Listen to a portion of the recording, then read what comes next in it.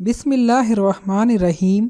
अस्सलामुअलैकुम नाज़रीन, उर्दू स्टार पर हम आपको खुशामदीद कहते हैं।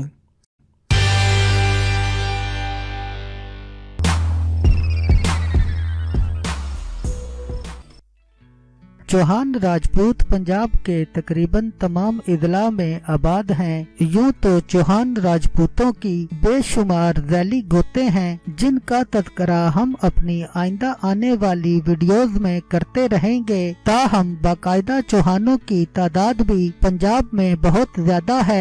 सबसे ज्यादा चौहान जिला गुजरावाला में आबाद हैं। दूसरे नंबर पर शाहपुर सरगोदा में है, जबकि तीसरे नंबर पर रावलपिंडी के जिला में आबाद हैं। लाहौर, झेलम, गुजरात, मुल्तान, मुजफ्फरगढ़ और बहावलपुर में भी इनके लातादाद खानदान बसते हैं। जिला झंग और चकवाल में भी इनके कई खानदान मिलते हैं। लफ्ज़ चौहान की वजह तस्मिया बेहद दिलचस्प है। इस ज़मन में ये रवायत बयान की जाती है कि ज़माने कदीम में हिंदुओं के मुकद्दस ब्राह्मण कोहे आबू राजपूताना पर इबादत किया करते थे। उस इलाके के मुकामी बाशिंदे, जिन्हें हिंदी रवायत राक्षस करार देती है, इन ब्राह्मणों को बेहद तंग किया करते थे और इनकी इबादतों मुशागिल में मुखल भी होते रहते थे। वो लोग इन ब्राह्मणों की इबादत गाहों को भी नापाको खराब कर देते थे। ब्राह्मणों ने इन मुकामी लोगों की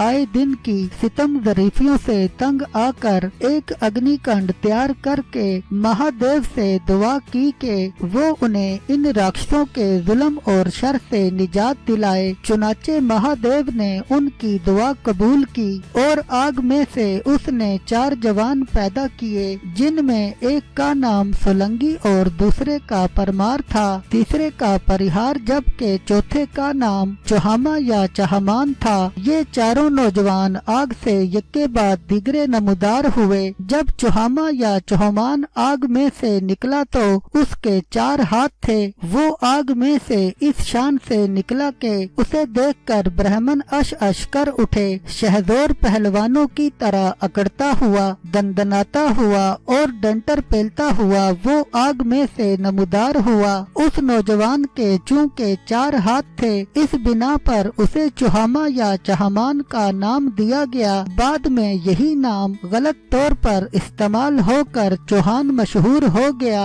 चुनाचे आग से पैदा होने वाले इन चारों नौजवानों ने मुकामी बाशिंदों पर हमला कर दिया और उन्हें ताराज करके रख दिया। आग से पैदा होने वाले चौहान नामी शहजोर नौजवान की औलादों ने आगे चलकर चौहान राजपूत कबीले की सूरत इख्तियार की। दिल्ली व अजमेर पर चौहान कौम के लोगों ने लंबे अरसे तक हुकूमत की है। इनका आखिरी हुक्मरान मशहूर राजा पृथ्वीराज था, जिसे शहाबुद्दीन गौरी ने शिकस्त दी थी। पृथ्वीराज को राय पथुरा भी कहा जाता है। दिल्ली में शहाबुद्दीन गौरी के हाथों शिकस्त खाने के बाद चौहान खानदान के लोग वहां से कई इलाकों की तरफ नकले मकानी कर गए। ज्यादातर चौहानों ने दरियाए जमुना को पार किया और संभल व मुरादाबाद के इलाकों में आबाद हो गए। इस इलाके में कोरो कुश्तीर का वो मशहूर मैदान वाक़या है जहाँ पर ज़माने कदीम में कोरों और पांडवों के माबैन तारीखी लड़ाई लड़ी गई थी।